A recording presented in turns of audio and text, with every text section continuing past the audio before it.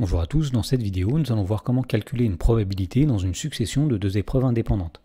Dans l'exemple, on nous dit qu'une pièce truquée tombe sur pile avec une probabilité de 2 sur 3 et sur face avec une probabilité de 1 sur 3. Alors on lance deux fois de suite cette pièce et pour chaque lancer, on note grand A l'événement la pièce tombe sur pile et grand B l'événement la pièce tombe sur face. Dans la première question, on demande de représenter cette succession de deux épreuves indépendantes à l'aide d'un arbre. Alors avant ça, on va tout de même expliquer pourquoi il s'agit d'épreuves indépendantes. Tout simplement parce que le résultat d'une de ces expériences, c'est-à-dire d'un lancer, n'a pas d'influence sur le résultat du lancer suivant. Alors pour représenter cette succession de deux épreuves indépendantes, on va commencer par considérer le premier lancer.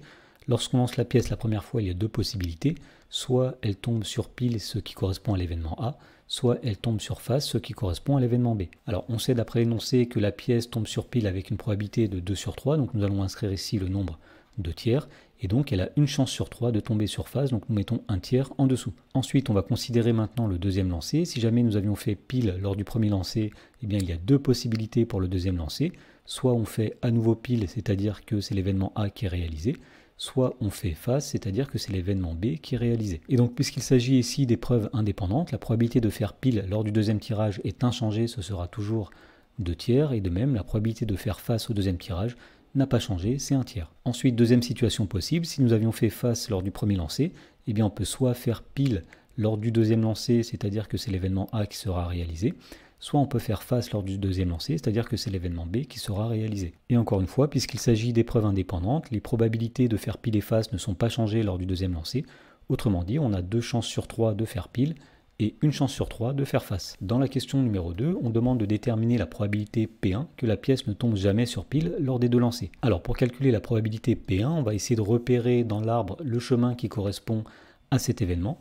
On voit qu'on ne fera jamais pile si on fait face au premier tirage, puis face au deuxième tirage. Alors lorsqu'on est en présence d'une succession de deux épreuves indépendantes, pour calculer la probabilité d'une issue, ici par exemple face au premier tirage et face au deuxième tirage, il suffit tout simplement de multiplier les probabilités de chaque issue lors de chaque tirage. Autrement dit ici, pour calculer la probabilité que la pièce ne tombe jamais sur pile, on va faire 1 tiers la probabilité qu'elle tombe sur face lors du premier tirage, multiplié par 1 tiers la probabilité qu'elle tombe aussi sur face lors du deuxième tirage. Et donc finalement, on en déduit que la probabilité que la pièce ne tombe jamais sur pile lors des deux lancers est égale à 1 neuvième. Dans la question numéro 3, on demande de déterminer la probabilité P2 que la pièce tombe exactement une seule fois sur pile lors des deux lancers. Donc pour faire cela, on va essayer de repérer dans l'arbre tous les chemins qui correspondent à l'événement tomber exactement une seule fois sur pile. Alors pour tomber exactement une seule fois sur pile, première possibilité, soit on tombe sur pile au premier tirage et on tombe sur face au deuxième tirage. Et deuxième possibilité, soit on tombe sur face au premier tirage et on tombe sur pile au deuxième tirage. Et donc pour calculer la probabilité P2 de tomber exactement une seule fois sur pile lors des deux lancers,